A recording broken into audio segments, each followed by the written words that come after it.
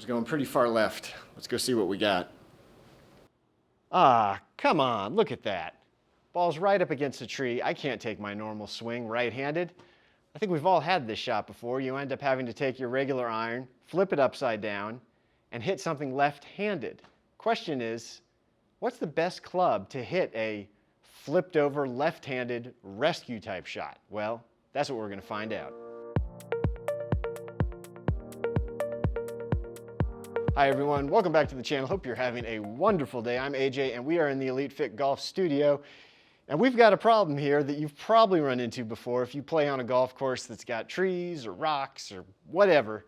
You sometimes get into a lie where you just can't make your normal swing. And this is sort of the worst case scenario where it's so bad you can't even make a, in this case for me, a right-handed swing. So I need to hit some sort of left-handed shot. Now, what I would normally do here is just take a 7-iron, flip it over, and try and hit some sort of left-handed pitch shot. But, you know, I've never actually tested, is the 7-iron really the best option here? Okay, so here's how this experiment's gonna go. I've got 3 different irons. I've got a pitching wedge, a 7-iron, and a 5-iron.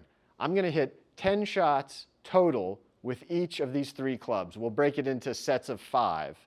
And we're gonna see which of these clubs gives me the best results, the most consistent results to help me get out of trouble here. Now, what am I going to consider a successful shot? Well, I've got 3 criteria, I think. First off, I think it has to be a shot that carries at least 20 yards, okay? That being, if you're in this kind of trouble, you're up against a tree, something like that, in most cases that means you probably missed the fairway by a fair amount, so you've got a good amount of rough that you're going to need to cover to get back in the fairway. So we're going to call that about 20 yards. Figure if you needed to take a straight line out, 20 yards to carry the rough, okay? Second thing, well, we want to make sure that we can still control it. So we're looking, I would say, I want a total distance somewhere maybe 35 to 50, maybe 55 yards total. That gives us the 20 yards to carry out of the rough and then gives us an additional, say, 20 yards or so of run out. It's not going to be too much where you could possibly run through the fairway and get yourself in more trouble, but hopefully leave you in a position in the fairway where you can maybe salvage par. Last thing, I want to make sure that it doesn't go too high, right? Probably figure 10 to 15 feet high is as high as we want to get because, again, if we're up against a tree, probably more trees, branches overhanging, don't want to hit any of those. So those are the 3 criteria. So that's where we're going to measure all these shots against. Do they hit those 3 criteria? And we'll look at all the numbers at the end and see which of these 3 clubs did the best.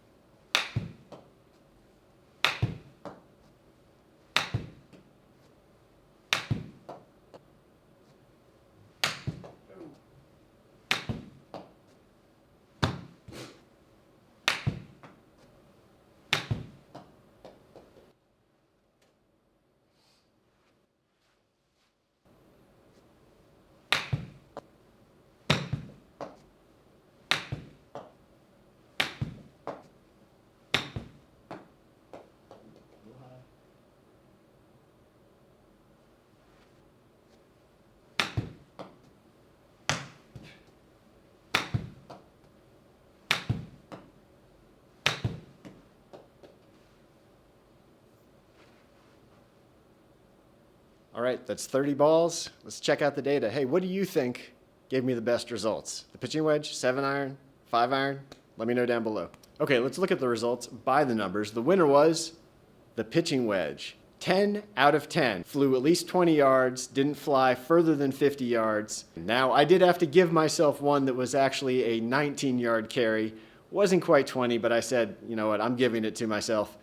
and all of them stayed below, I think, below that 15-foot high window that I had set out. In second place was the 7-iron, had 8 out of 10 falling within the parameters. Again, I had one that was 19 yards, and again, I gave it to myself because 1 yard, I say close enough. But 8 out of 10 flew at least 20 yards, nothing flew out further than about 50 yards, and everything stayed below that height window that I had set out. So again, pretty consistent overall. Last place out of the 3 was the 5-iron. I only had 7 out of 10 meet the criteria. I had one, in this case, that was 18 yards. I felt like that was a little too far away to give it to myself. So again, 7 fit the parameters, flew far enough, didn't fly too far, and stayed low enough under my window. Okay, and just as a side note, as far as how each of these felt or how comfortable I was with each of them, I do have to say I felt like the pitching wedge was by far the most comfortable of the bunch. First off, it's obviously the shortest of the bunch, so you're a little closer to the ball. It feels a little bit easier to make a consistent swing with it and put the face right on the ball.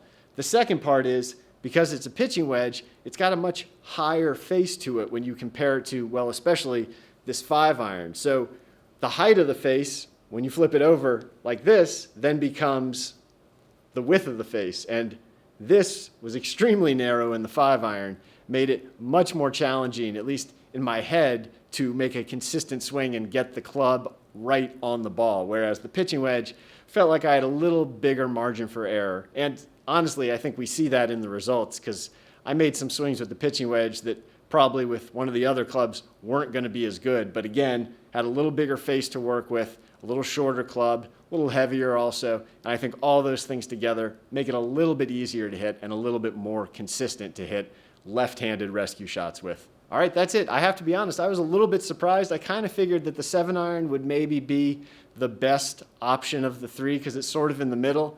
But really, I feel like the pitching wedge is the more solid choice. It just feels like it's a little easier to hit consistently when it's flipped over, gives you a little bit more surface area to sort of aim with. And yeah, I think the results show that pitching wedge is the way to go. Hey, if you enjoyed this video, make sure you go down below, like, comment, subscribe to the channel, and hit the bell icon so you'll be alerted when I post new videos. Make sure you check out my other channel, Elite Fit Golf, where I do equipment reviews, fitting videos, all sorts of stuff. Definitely check out that channel as well. Hey, if you want to follow me on Instagram, you can find me at Mobile Club Maker, and I'll see you next time. Bye.